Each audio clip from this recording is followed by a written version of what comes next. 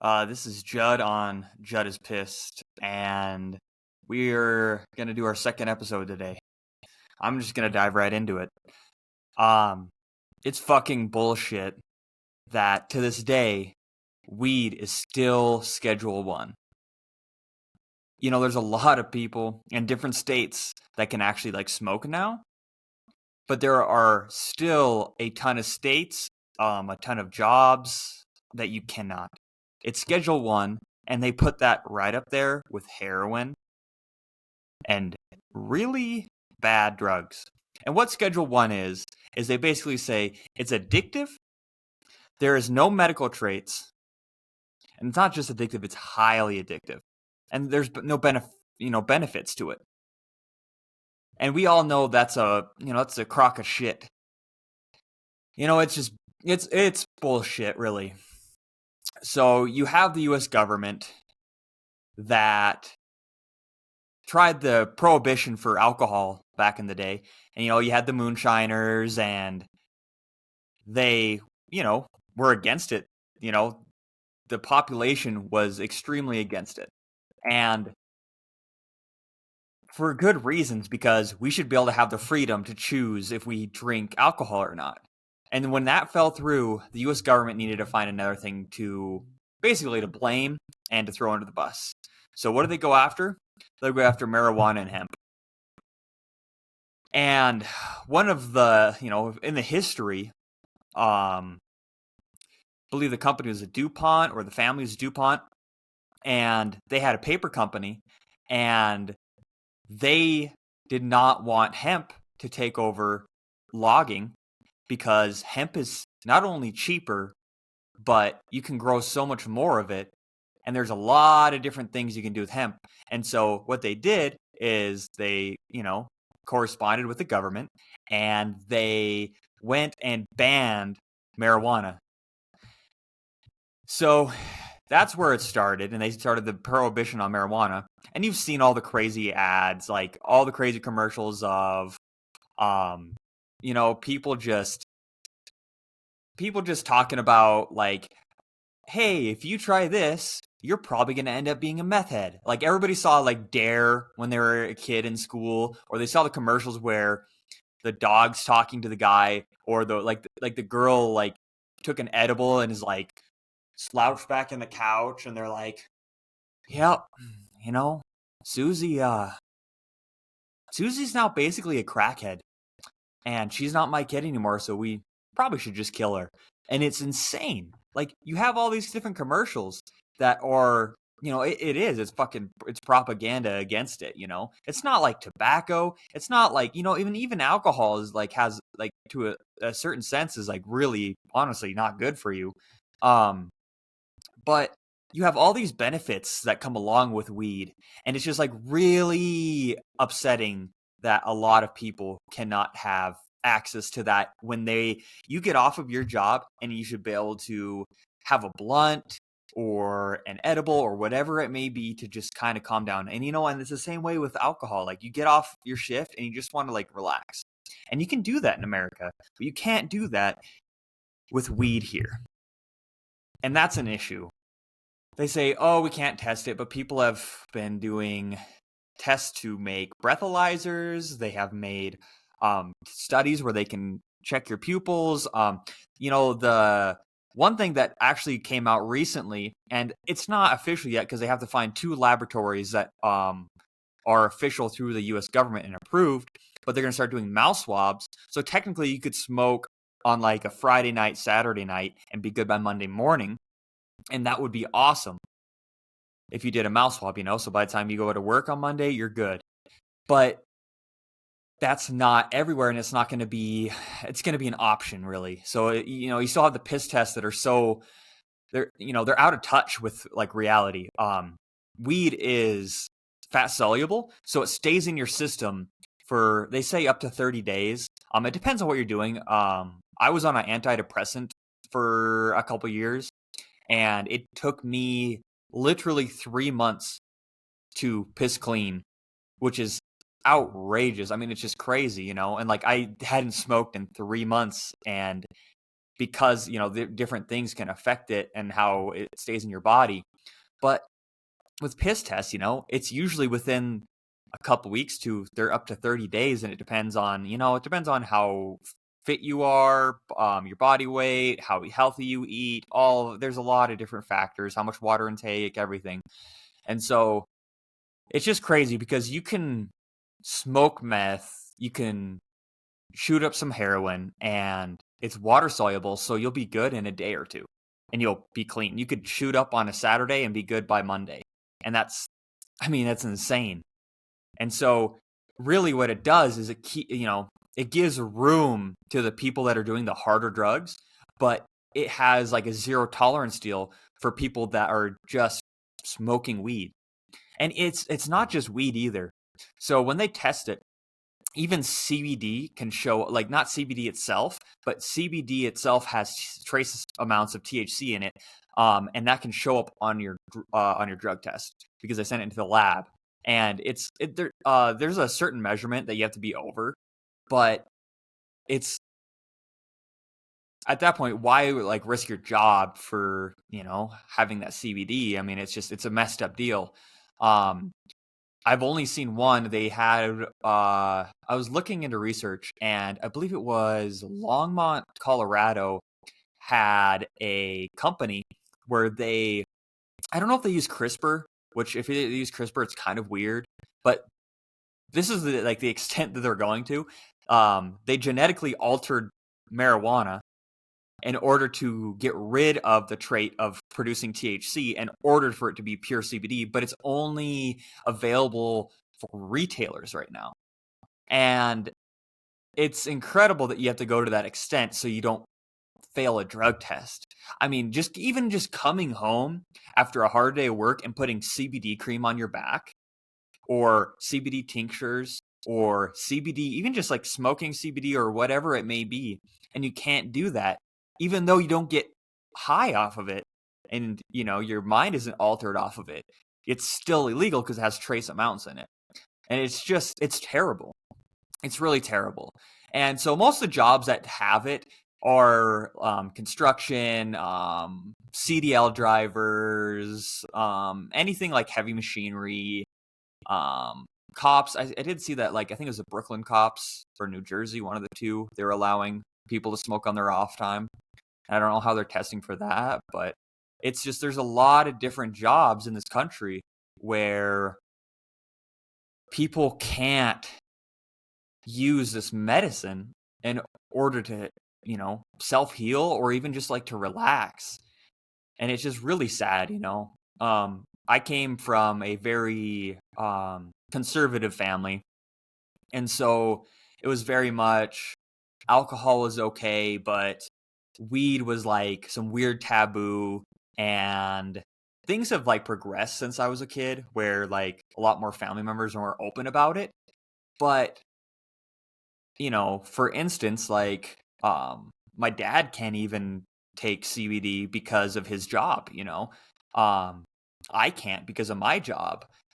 There's a lot of people in the same boat where, like, when I worked a different job, I could actually smoke and I could actually treat myself with CBD for my muscles, and it's just really sad to see.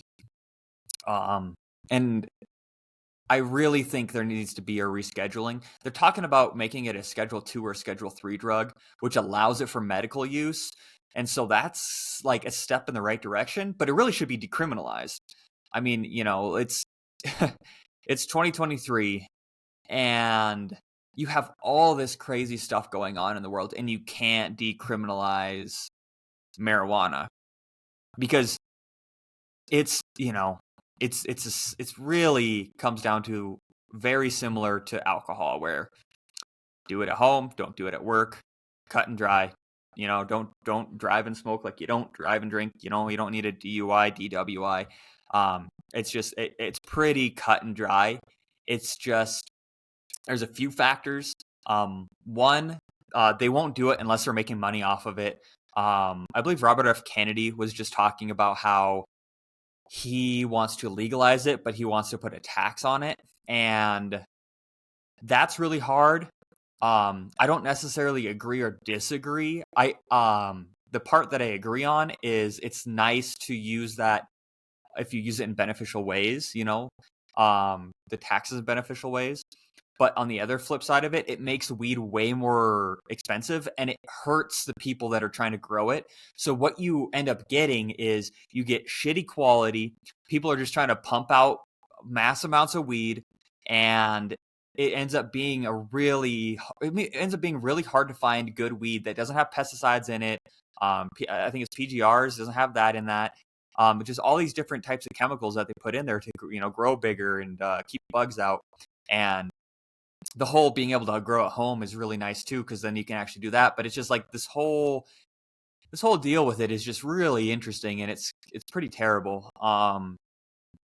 So yeah, they're talking about legalizing it in certain ways, not completely. I just saw something about the DEA needing to take it off its list, and that would be a big step. And then it always, the Senate and the House. At one point the Senate will be run by the Republicans and the House will be run by the Democrats, and then vice versa. And when that happens, um, like it'll pass the Senate but not the House, or it won't pass the Senate at all, so it can't even get to the House or whatever. And that's with a lot of things, and you see that a lot. So it's just hard. It's extremely hard because it's at a state level you could, but it's hard to get, like blue collar jobs are hard to have with it because you can't run a forklift, you can't run semis, you can't run heavy machinery, you can't do a lot of them things. Construction or whatever it may be, electricians, they all test for the most part. And so, you can go home and you can have a beer, but you can't go home and have a blunt, and that's just, yeah, that's really, really, really fucked up. So I think that there is a lot of room to grow from here, where we need to realize that it's like, it's coming from the ground.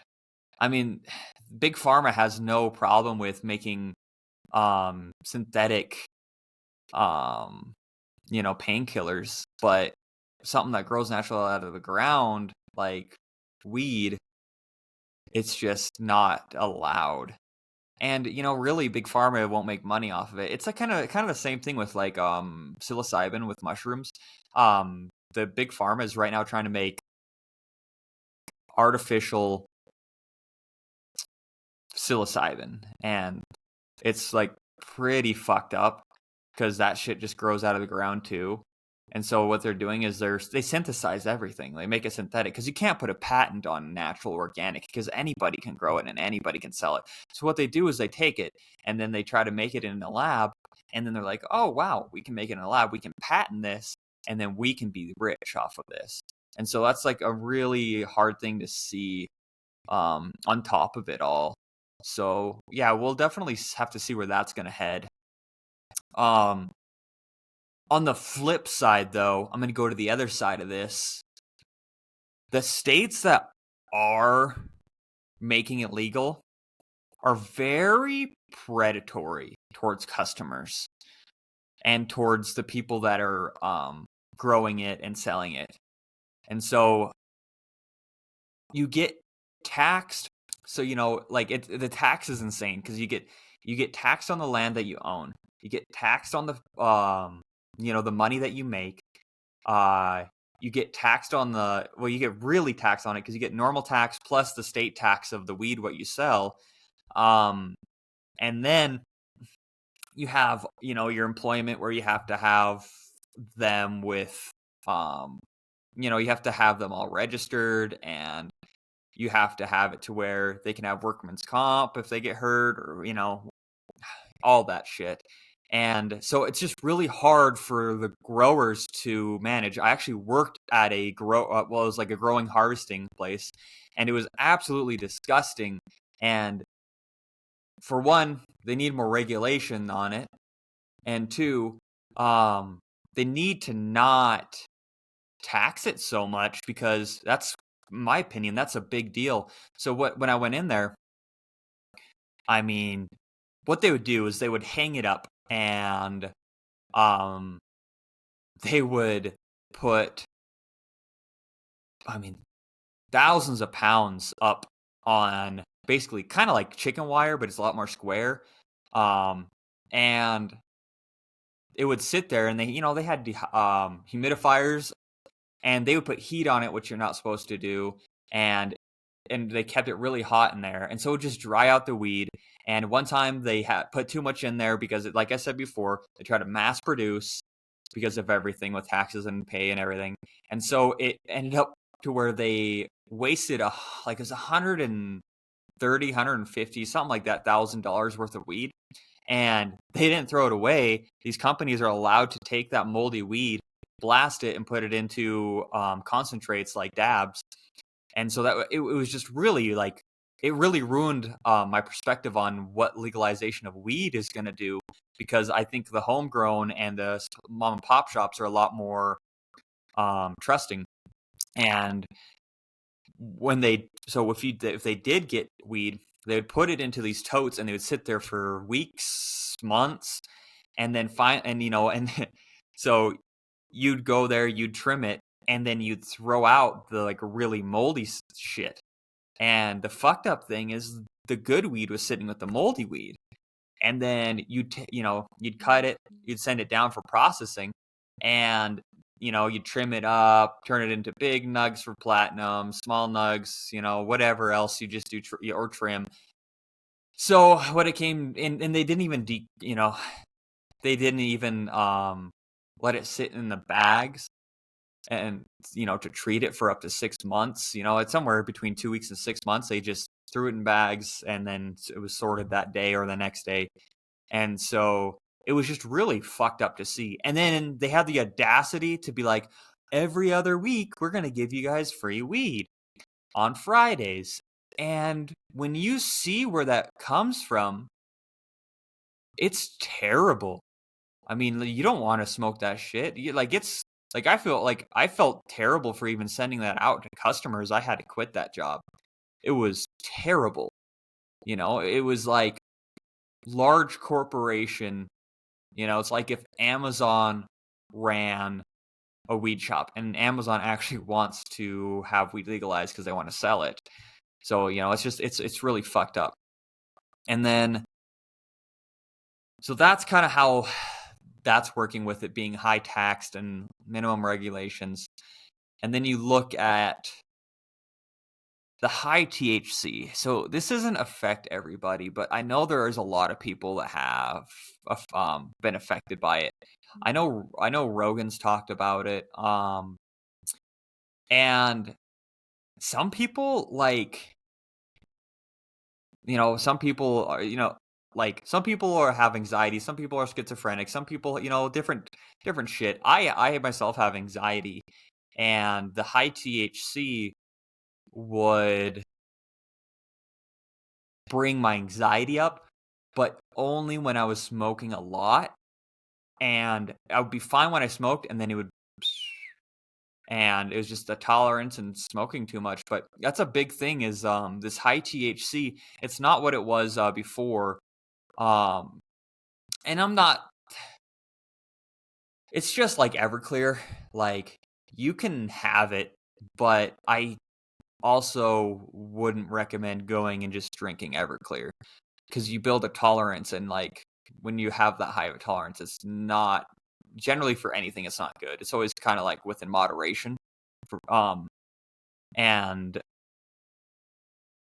I think something that's really not talked about a lot is the whole high CBD, low THC, to where you can get high off of it, but it has a lot of medical benefits with the CBD because it calms you, reduces inflammation. It's very beneficial. And there's not a huge market for it. It's so hard to find. I know, like, where I used to live in Washington, it was, they had it, but it was hard to find. It'd be like 1 or 2 per store, if that. And I've bought in a few different states. well, at one point I went to Colorado and bought some, and I only found one store, and I think this is how I kind of got into the whole Longmont thing. Was like I only found it in Longmont, and it was like high CBD, low THC, and it was like 1.3% THC and like probably like I don't know, like 13 or 20% CBD, and it was the only place I could find really. And it's just hard to find that. And I think if more people, like especially people that like aren't really like sure about weed, if they had that to even just like to try, and maybe like even older people where they just want to kind of mellow out, and even like for myself, like people that might have like same experience as what I do, it's like very beneficial. And I kind of wonder if, I guess I kind of wonder if the whole high THC thing is like, I wonder if it's industry thing where they're like they have it so high to maybe keep people coming because you have a 30% once and it's like it's awesome, but you have a 30% every day and it's like that 30% doesn't do exactly what it used to do, and all of a sudden you need dabs, and all of a sudden you need like really high percentage shit. And I think that's something that it's not talked about at all. I haven't really seen anybody really go into that. I've heard people like mention it, but that's about it. So I think there's a lot to think about on this. I think there's a long ways to go. I think we need to legalize it. I think we need to allow people to grow it. One thing they need to stop doing is if you get a medical card, you can't fucking own a gun. And for me, I'm very much like in the middle where I feel like I'm centered when it comes to like politically. I love my guns, but I love my weed, and you can't have both, especially with a medical card. And if you get caught with it, technically, so when you look at the government definition of people that have medical cards, they basically say that you're a drug addict and you're not mentally capable to have a gun. And it's fucked up. It's really fucked up. How many stoners have you known to promote or give, or partake in violence? Okay. How many people do you know that have been alcoholics that have had domestic violence, robbed places, shot up places, whatever it may be, violent as hell? So it's just very fucked. It's very fucking hypocritical. And that's something that needs to be talked about as well. It's not stoners and guns are way less of an issue than drunks and guns. Alcoholics and guns do not mix. And it's really fucked up to see that it's really a double standard is what it is. And that needs to be addressed. It really needs to be addressed. Because I was going to get a job, but you had to have a medical card, because I went to a different state, and I worked in Washington, and you didn't need a medical card to work there, but some other states you have to. And I couldn't work in that state because I had to get a medical card. But if I had a medical card, you can't have guns in your house, you can't own or possess guns in your name, can't go hunting, you can't do shit. And it's just really fucked. So we definitely have a long ways to go with this. I hate seeing it used politically. Honestly, it just needs to be like everything else with politics. We really need to be about the people instead of being about, well, I'll do this for you if you vote for me. Like, just help the people and people will vote for you. Like, that's, just kind of going down to brass tacks. Like, we just need these people in high positions to really just be about people. So we'll see how it goes. We'll see what kind of comes of this. I'm not expecting anything soon. I'm hoping for it.